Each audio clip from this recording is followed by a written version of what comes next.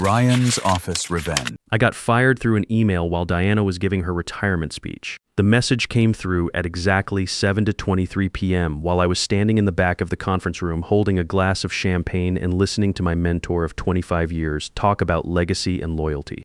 The phone buzzed in my jacket pocket. I almost didn't check it. My name is Hank Caldwell. I'm 49 years old, and 30 seconds after reading that email, I knew someone had just made the biggest mistake of their professional life. Deanna was up front talking about how the company used to value experience over politics, about how engineers like us built systems that lasted decades, not quarters.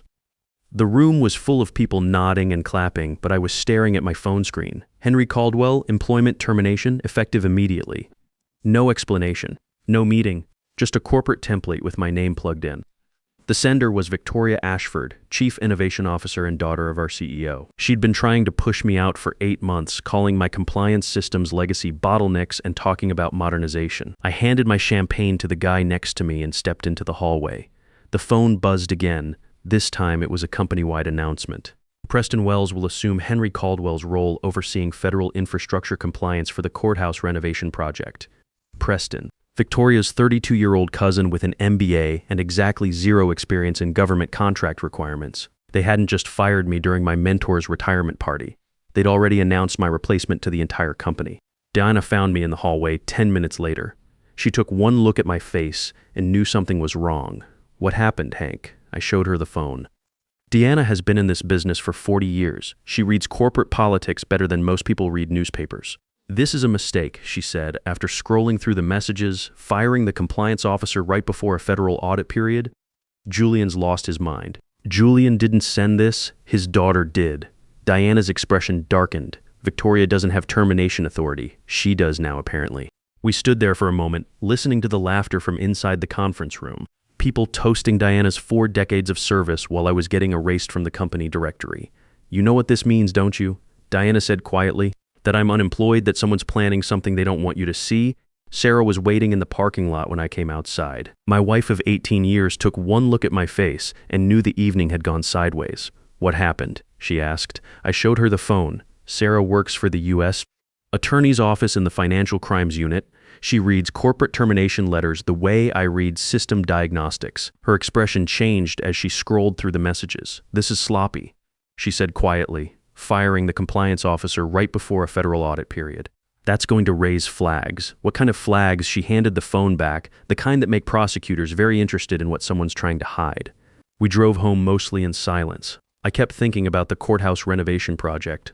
$180 million in federal contracts. 3 years of my life building compliance systems to track every vendor payment, every material specification, every change order. The kind of documentation that keeps companies out of federal prison. The system I'd built wasn't just software. It was an insurance policy against exactly the kind of fraud that destroys companies and sends executives to federal prison. Every invoice, every approval, every modification got logged with timestamps and digital signatures that couldn't be faked or deleted. Preston didn't understand any of that. To him, it was just another computer system. Point and click, approve and move on. He had no idea that every action he took would be recorded, tracked, and preserved for federal auditors. 2 days later, Sarah came home from work with a different expression on her face, the kind of look she gets when a case is about to break wide open. "Hank," she said, setting her briefcase down carefully on the kitchen table, "I need to ask you something about your old job, officially." I was sitting at the same table, still scrolling through job listings on my laptop. "Officially, we got a referral today. Anonymous tip about irregularities in federal contracting at Apex Infrastructure Group.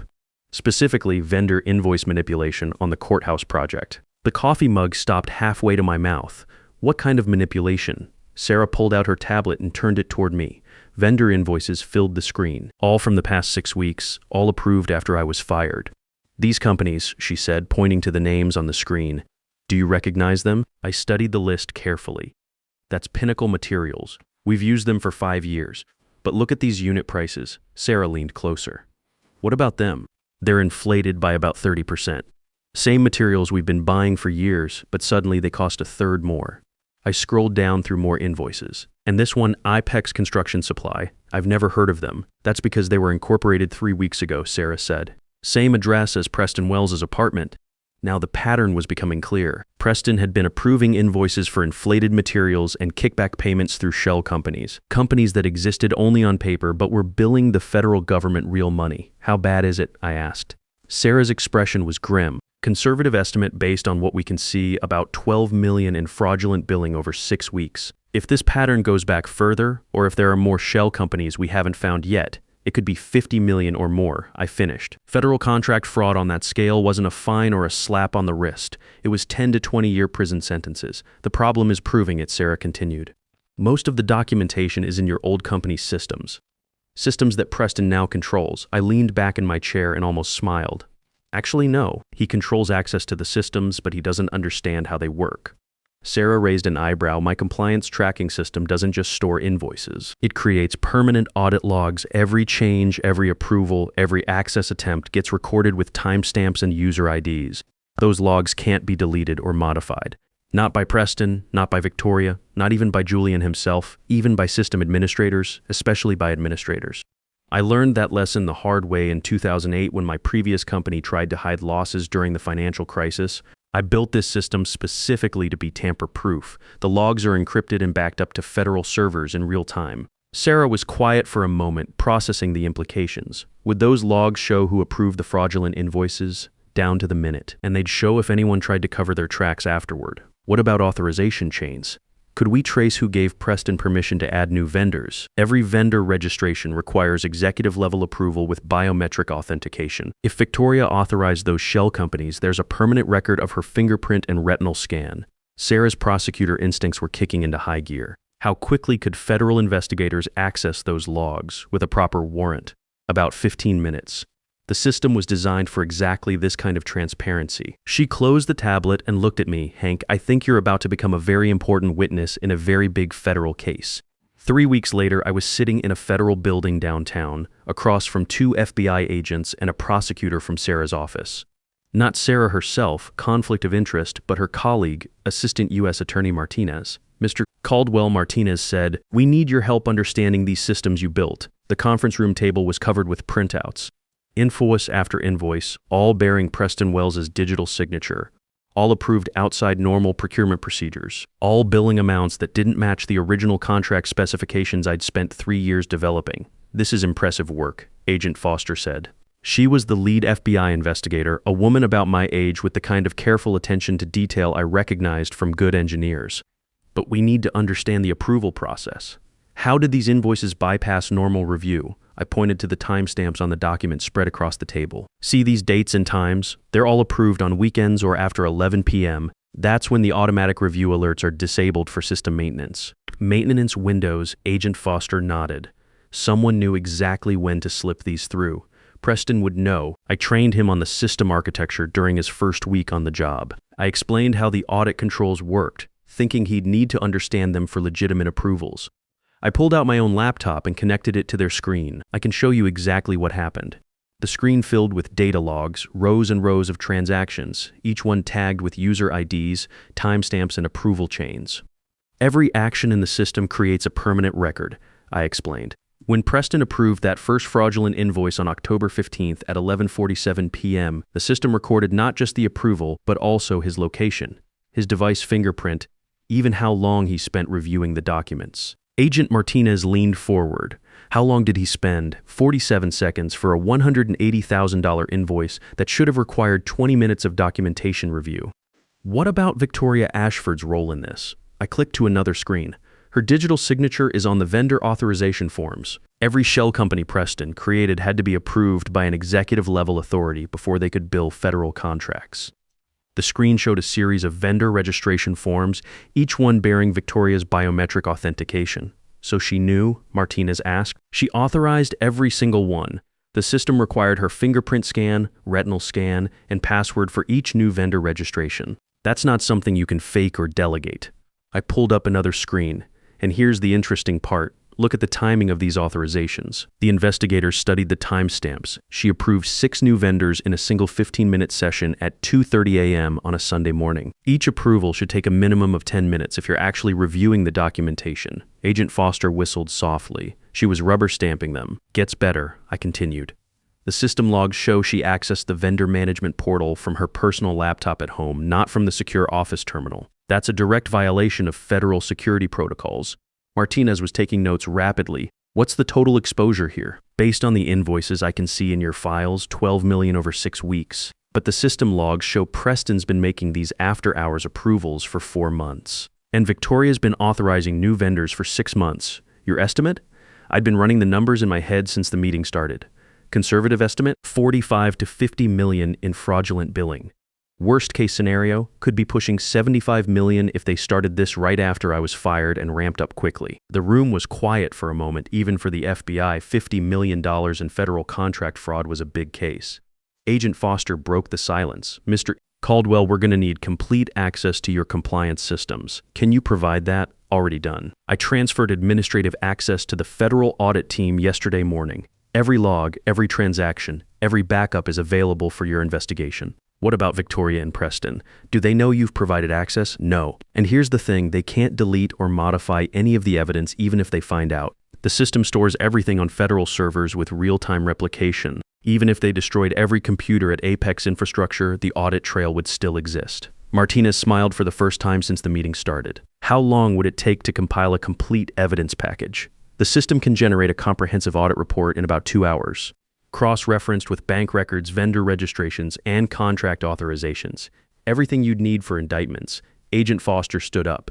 Mr. Caldwell, we're going to need you to run that report today. The investigation moved faster than I expected. Federal prosecutors don't mess around when they have documented evidence of systematic fraud, especially when it involves national security infrastructure like courthouses. Within 72 hours, the FBI had enough evidence for arrest warrants. The audit report I generated showed a clear pattern of fraud dating back 8 months. Shell companies created specifically to overbill federal contracts. Legitimate vendors paid kickbacks for inflated invoices. Safety specifications quietly downgraded to reduce material costs. Preston Wells was arrested at his apartment on a Tuesday morning. The FBI found $1.2 million in cash hidden in his bedroom closet, along with bank statements showing regular deposits from the shell companies.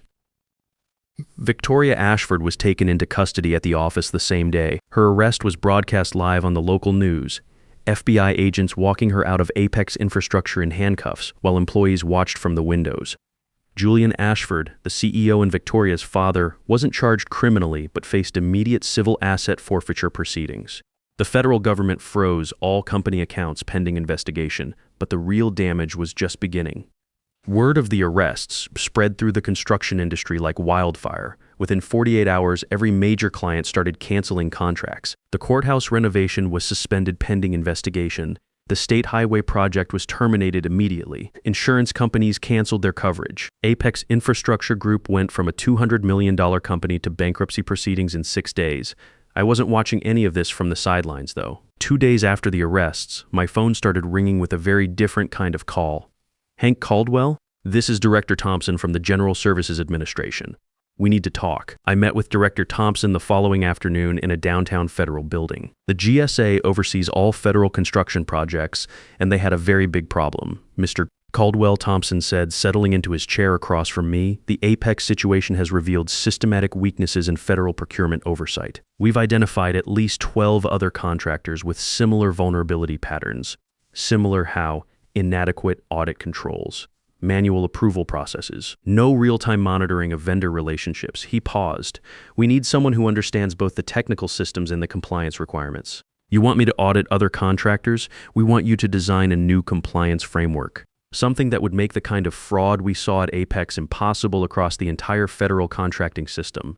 Thompson slid a folder across the table. We're prepared to offer your consulting firm a 3-year contract. Full modernization of procurement compliance for federal infrastructure projects. $4.2 million initial value, with expansion options based on performance. I opened the folder and stared at the contract terms. 6 weeks ago, I was unemployed. Now the federal government wanted to make me the architect of a new anti-fraud system. There's one condition, Thompson continued. We need this system operational within 6 months. Can your company handle that timeline? I had incorporated Caldwell Systems Consulting the week after my termination. At that point, it was a one-man operation working out of my home office. Mr. Thompson, I said, closing the folder, my company will make it work. 6 months later, I was standing in a different conference room presenting to a different group of executives. This time I was the one they were listening to. "Gentlemen," I said to the board of directors from Palmer Construction, "your current procurement systems have the same vulnerabilities that destroyed Apex infrastructure. We can fix that." Palmer Construction had won the courthouse contract after Apex's collapse, $220 million in federal funding, and they weren't taking any chances. My compliance system would track every invoice, every vendor, every change order from day one. Mr. Caldwell, the Palmer CEO, said, "What guarantee do we have that your system will prevent the kind of fraud we saw at Apex?" I clicked to the next slide on my presentation, because the people who tried to manipulate my last system are currently serving federal prison sentences. Victoria Ashford got 8 years. Preston Wells got 6 years. The system worked exactly as designed. The room was quiet for a moment, then the CEO leaned forward. "What's your implementation timeline?" "Full system deployment in 90 days, staff training in 30 days, real-time monitoring active from the first invoice." The contract was signed that afternoon, but Palmer Construction was just the beginning. Word about the Apex investigation had spread through the federal contracting community like a warning signal. Companies that had been cutting corners for years suddenly wanted bulletproof compliance systems. My phone rang constantly. Highway projects in Georgia, bridge construction in Tennessee, federal building renovations in North Carolina. Everyone wanted the system that had caught the biggest procurement fraud case in the region's history. Diana came out of retirement to join my company as senior advisor. She said it was the most satisfying work she'd done in 40 years of engineering. "You know what I like about this?" she asked one morning, reviewing our latest client proposals over coffee. "We're not just building compliance systems. We're building trust." She was right. The federal government had been burned by contractors for decades. Cost overruns, quality shortcuts, timeline delays, all because there was no way to track what was really happening on projects until it was too late. Now there was. Every transaction got logged, verified, and cross-referenced in real time. No more shell companies, no more inflated invoices, no more after-hours approvals that bypassed review. "How's the Palmer project going?" Diana asked, ahead of schedule and under budget. "No fraud flags, no compliance violations. First time in 15 years, a federal courthouse project has run clean. And the others?" I pulled up my laptop and showed her our client dashboard. 12 active projects across 6 states. Combined federal funding of $1.8 billion. 0 fraud incidents. "The system's working," I said. "Better than working, it's changing how people think about federal contracts." She was right about that too. Contractors who used to view compliance as bureaucratic overhead now saw it as competitive advantage. Clean audits meant faster payments, better bonding rates, and priority consideration for new projects. The companies that tried to cheat got caught immediately. The ones that played by the rules thrived. Sarah got promoted to senior prosecutor after the Apex case. She now heads the white-collar crime unit for the Eastern District, and her conviction rate has made her something of a legend in federal law enforcement circles. "You know what's funny?" she said one evening over dinner. "I'm getting fewer fraud referrals now, because there's less fraud, because your systems are catching problems before they become crimes. Contractors are self-correcting instead of trying to hide mistakes." That was the real victory. Not just catching fraud after it happened, but preventing it in the first place. The congressional testimony came 8 months later. The House Subcommittee on Government Operations wanted to understand how a single termination email had led to the largest procurement fraud investigation in regional history. "Mr. Caldwell," the committee chairman said, "in your professional opinion, how widespread is this type of fraud in federal contracting?" I looked out at the packed hearing room. C-SPAN cameras, rolling reporters taking notes. Industry executives in the back rows, probably wondering if their names would come up next.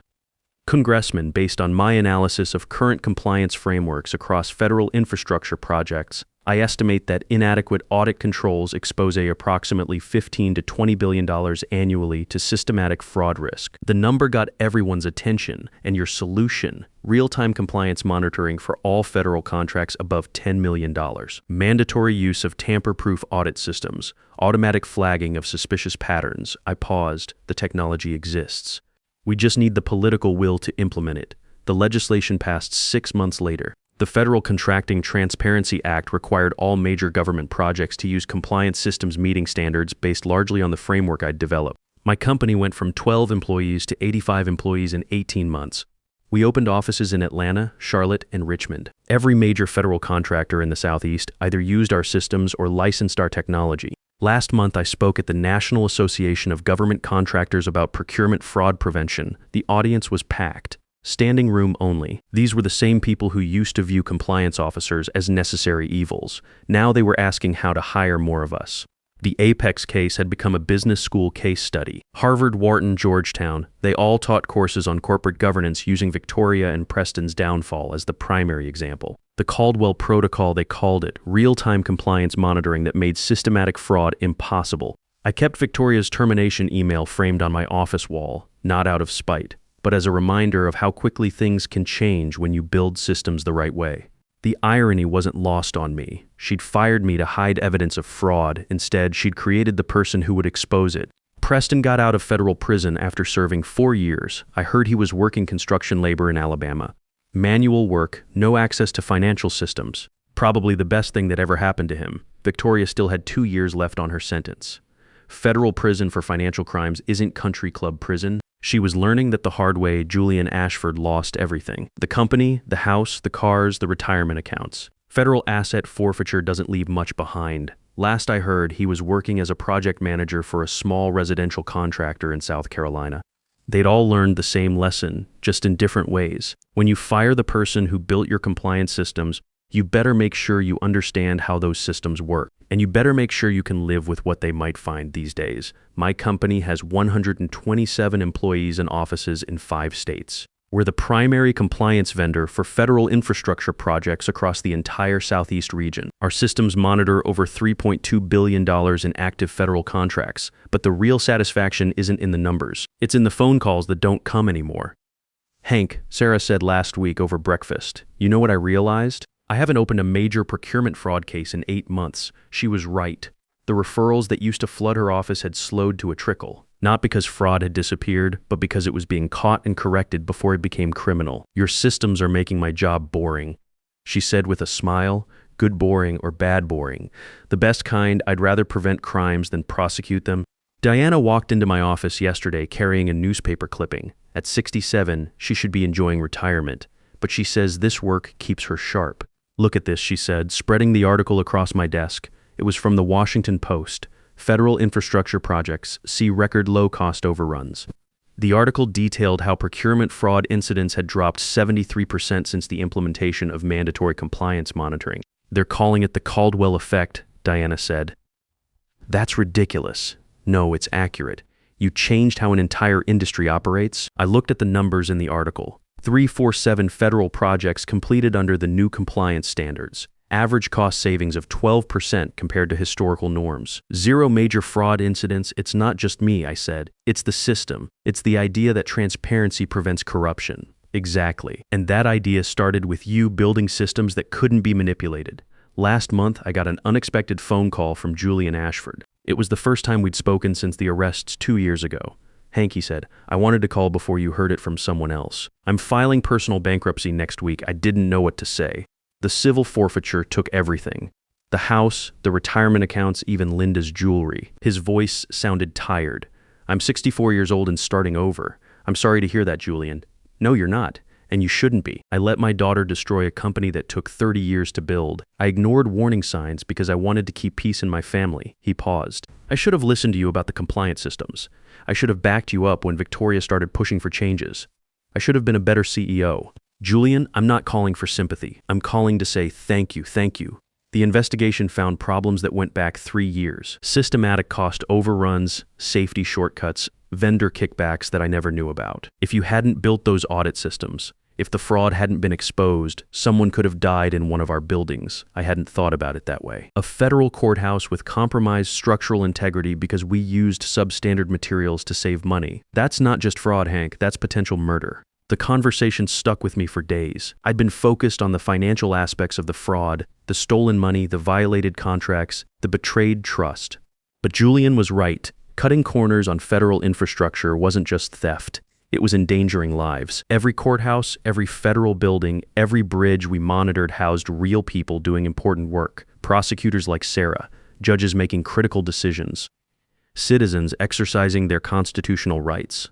The compliance systems weren't just protecting money, they were protecting democracy itself. Preston's cousin contacted me last month. Apparently Preston wanted to apologize, but federal probation terms prohibited direct communication with investigation witnesses. He wanted me to tell you that prison changed him, she said during our brief phone call. He understands now that what he did wasn't just paperwork fraud. Real people got hurt. How so? The delay in the courthouse construction meant domestic violence cases got postponed for 8 months. Family court hearings pushed back indefinitely. People who needed justice had to wait because of what he did. I hadn't considered those consequences either. Victoria's lawyer sent a letter requesting character reference testimony for her parole hearing. I declined. Not out of vindictiveness, but because I didn't have anything helpful to say. She'd shown no remorse during the trial, blamed everyone else for her decisions, and tried to obstruct the investigation even after her arrest. Some people learn from consequences, others just learn to be more careful next time. The courthouse project that started this whole mess finally reopened last month. Palmer Construction finished it 4 months ahead of schedule and $1.8 million under budget. No fraud, no safety violations, no cost overruns. I attended the dedication ceremony. Federal judges, local officials, contractors, and community leaders all celebrating a project completed the right way. This courthouse will serve this community for the next 50 years, the chief judge said during his remarks. It was built with integrity, transparency, and respect for taxpayer dollars. It represents what federal infrastructure should be. Sitting in the audience, I thought about how different things might have been. If Victoria hadn't fired me, would I ever have discovered the fraud? Would Preston have continued stealing? Would the building have been completed with compromised materials? Sometimes the worst thing that happens to you personally becomes the best thing that happens to everyone else. Walking back to my car after the ceremony, I noticed Diana had stayed behind to talk with some of the Palmer construction engineers. At 67, she was still teaching, still sharing 4 decades of knowledge with the next generation. That's what this work is really about. Not just preventing fraud or catching thieves, building systems and sharing knowledge so the next generation can do better, so they don't have to learn these lessons the hard way. This story is fiction, but workplace betrayal and corporate corruption are real challenges that many professionals face. If you've ever been undervalued, pushed aside, or fired for doing the right thing, remember that expertise and integrity have long-term value that politics and connections can't match. Document your work, build systems that outlast the people who try to manipulate them, and never underestimate the power of doing things correctly the first time. The marketplace ultimately rewards competence over corruption, even when it takes time for justice to catch up.